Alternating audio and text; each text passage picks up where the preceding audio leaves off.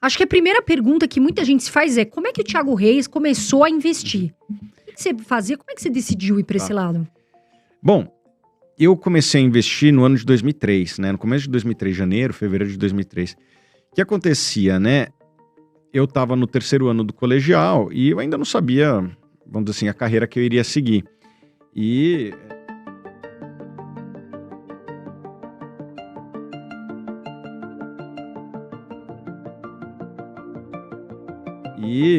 como jovem, estou sempre olhando para o lado, vendo o que tem de oportunidade e tal. E uma coisa que chamava muito a atenção naquela época era o que acontecia na TV, né? Naquela época a gente via Jornal Nacional, né? Hoje em dia acho que não é mais tão grande a audiência, mas como a gente via o mundo, né? Assim, não tinha a internet tão forte como é hoje, né? Não tinha podcast como esse. Então, eu via muito o Jornal Nacional e as notícias do dia no jornal, etc. E uma coisa que aparecia muito naquela época era o dólar subindo, a bolsa caindo, o risco país, porque a gente vinha da eleição de 2002, que foi a primeira eleição do Lula, que foi muito conturbada nos mercados, né? O dólar foi de, se não me engano, quase 2 para 4, o Ibovespa caiu bastante, esse negócio chamado risco país explodiu para cima, existia muita preocupação com a eleição dele naquele momento, e tudo aquilo lá chamava muito a atenção. Eu falava, poxa, o que é isso, né? Não está no dia a dia, né? Hoje tem muitos jovens aí com 12, 13 anos que já estão começando a investir, às vezes até menos, né? E naquela época não tinha tanta informação como tem hoje. Isso mexia com a minha curiosidade, né? Meu pai, ele era vamos dizer assim, um investidor de subsistência, o que era muito raro, né? Hoje ainda é raro, mas naquela época era mais raro ainda, né? Um investidor como vários outros que estão nos acompanhando aqui. E eu vou chutar que naquela época devia ter uns 50 mil desses no Brasil, né? Hoje estamos batendo aí 5 milhões de investidores, ou seja, 2% da população, talvez países parecidos é algo entre 5% a 10%, mas naquela época, a gente está falando de 50 mil, de quase 200 milhões de habitantes, talvez tivesse um pouquinho menos do que tem hoje, mas dá o quê? Menos de 0,1%, né? Muito pouco da população. E daí eu perguntava para ele, o que é isso, não sei o que e tal.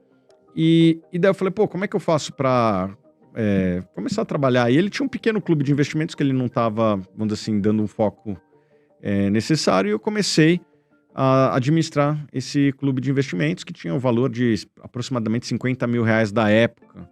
Que era o valor de um carro, vamos dizer assim, um Golf da época, né? Então, quanto que é o Golf hoje? É mais ou menos esse preço aí, não sei quanto que é, 150, um negócio assim. Nossa, hoje tá caro, hoje tá inflacionado, né? E então era mais ou menos esse valor que eu tinha para investir. Comecei a comprar, vender ações, né? Mas sempre com uma pegada muito de longo prazo, né? Eu, felizmente, quando comecei a estudar, eu fui numa livraria perto de casa, né? Que era a Livraria Cultura, ali perto do shopping, na verdade inserida no shopping Vila Lobos, né? Aqui em São Paulo. E daí, na hora que eu entro na seção de investimentos, tem um livro lá de um investidor chamado Warren Buffett, que, por incrível que pareça, naquela época, ele não era tão conhecido, né? Não existia YouTube e tal. E, por sorte, eu comprei esse livro, me identifiquei e falei, pô, vou tentar... Faz muito sentido o que ele faz, né? Comprar empresas boas e baratas. Podemos discutir quem é empresa boa, quem é empresa barata. Mas era simplesmente isso que ele fazia. E aquela época para o Brasil era muito fértil para... E eu ainda acho que né? Muito fértil para quem seguia essa filosofia. Você conseguia comprar excelentes empresas a múltiplos muito baratos. E eu comecei a fazer isso naquele clube, começou a ter um sucesso muito interessante, né? A bolsa subiu e a gente subiu mais ainda naquele período. Simplesmente fazendo isso, comprando empresas boas e baratas. Tem ótimos casos daquela época. Comprei Alpargatas, depois se der para pegar o gráfico aí, alguém vê. Alpargatas de 2013, 2007, multiplicou acho que umas 15 vezes. Essa era a maior posição. Itaúsa, várias outras empresas, siderurgia, que a gente investiu bastante nesse clube. Esse clube foi muito bem. E foi assim que eu comecei a investir.